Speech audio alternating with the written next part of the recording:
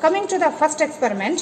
So our first experiment is regarding the verification of Kirchhoff laws. So what are the Kirchhoff laws? We have two. Kirchhoff is a scientist who has proposed two laws, that is Kirchhoff current law and Kirchhoff voltage law.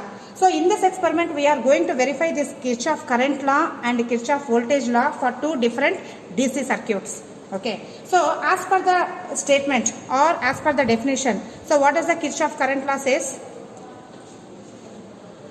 The algebraic sum of the currents meeting at a junction point is equal to 0. So that is what we are going to verify in this KVL. You can look into the circuit here where we have shown here. This circuit consists of three resistances R1, R2 and R3, and we have taken two RPS. RPS is nothing but regulated power supply. So because we are conducting experiment on the DC circuits, so the input we will be giving is a DC voltage which will be obtained from the RPS, that is regulated power supply, whose supply can be varied from 0 to 30 volts. And also we have taken 3 ammeters. So these are the DC ammeters whose rating is 0 to 200 milliamperes. Now look, so this is our regulated power supply. So here we have two sections. So we can give two connections or two supplies from the same box. Okay, so these are the terminals. You can see here, this is marked as a positive. So this is positive terminal and this is negative terminal. These are from these knobs we can do the adjustments. That is, this is coarse and this is fine. So here there is a selection. One is amperes, one is voltage. So we want only the voltage supply. So always this should be at volts. Okay, so this is the power on for this total box for this regulated power supply. And these are the 3 ammeters. So in our experiment we require 3 ammeters and the rating of ammeter is 0 to 200 milliamperes. You can see here ammeter rating is written as milliamperes. So this is, we call this as I1, I2 and I3. Okay, and see the polarities. Always the red one is called as positive polarity and the black one is called as negative polarity. Okay, and this is our resistance box. You can see it is marked here. Resistance is connected between these two terminals. You can see here below. So this is the resistor, power resistor, which is connected between these two terminals. The value of this resistance is 100 ohms. So we have taken the same resistance for all the three, R1, R2, first. So this is, we consider this as VA and this as VB. So you see, observe, look into the circuit. Now let us start the connections. So let us start from VA. So from the positive terminal of VA, we should connect to resistance. So this is the connection. So from positive terminal, I am connecting to resistance one end. Next, from resistance another end. See here, from resistance another end, we need to connect to positive terminal of ammeter. So this is other end of resistor and this is the positive terminal of ammeter. So we should remember this is I1. Okay.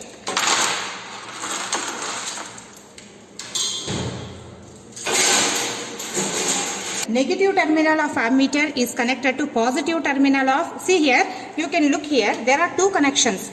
Negative terminal of I1, ammeter I1 is going to positive terminal of I3 and one more connection is going to negative terminal of I2.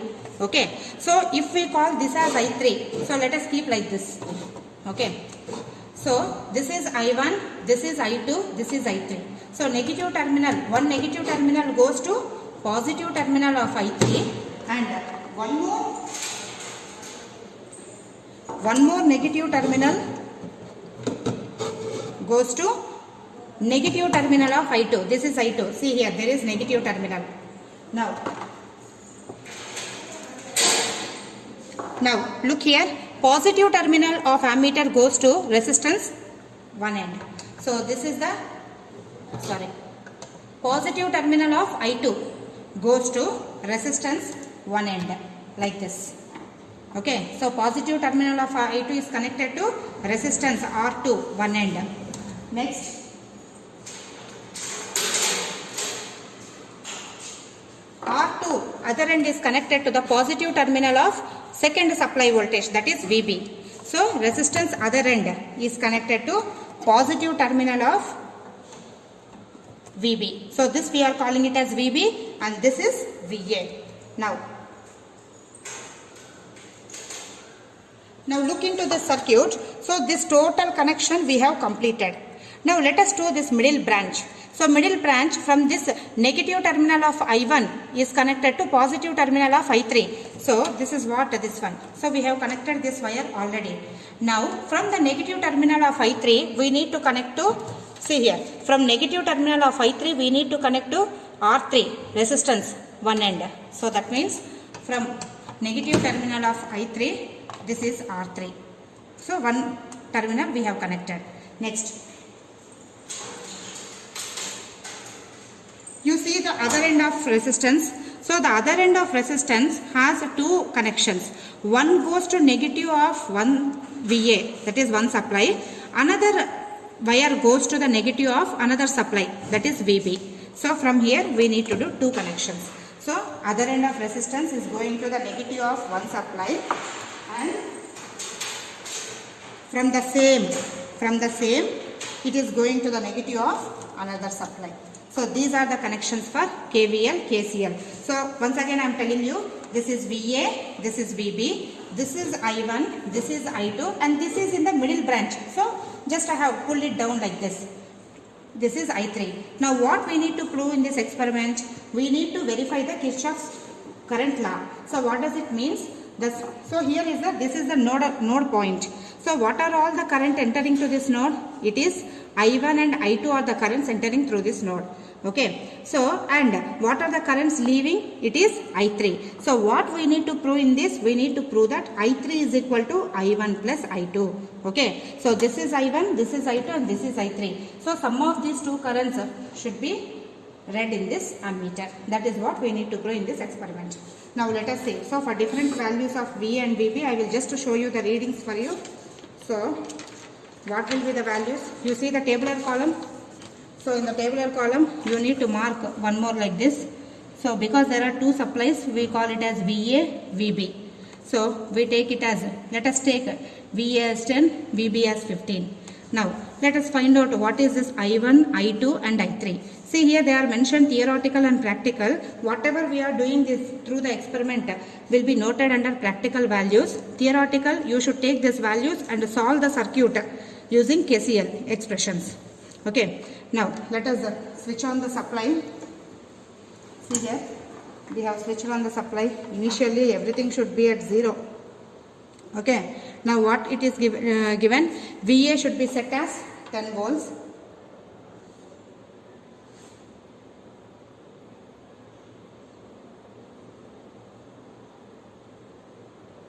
Yeah.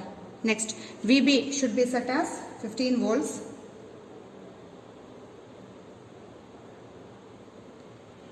You can see the ammeters are showing some readings.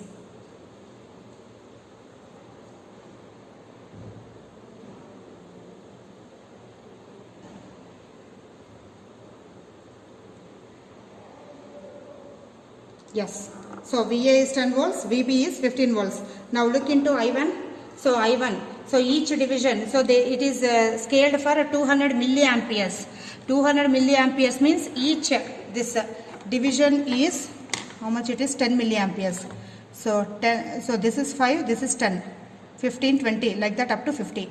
So here it is at 10, 20, almost 20 milliamperes. We can take I1 as 20 milliamperes, whatever, because this is milliampere ammeter, you will get the readings in milliamperes. Next, similarly I2 you see 50, 60, 70 milliamperes. So 70 milliamperes. Now how much should be I3? As per KCL, 20 plus 70, 90 it should be. Let us see whether 90 is there or not. See here, look into this. So 60, 70, 80, 85. Okay, so approximately 85 milliamperes. So if you add I1 plus I2, you will get 90 milliamperes. But I3 we are getting, because practically there will be some difference. So therefore we can show that I3 is equal to I1 plus I2. That is I1 plus I2 will be 90 milliamperes. So 85 and 90 milliamperes, the two. Approximately both are same. So like this you should take the readings for different values. Like that you can take for 20 volts and 20, 25. Like that you can take for different readings. This is about the verification of Kirchhoff's current law.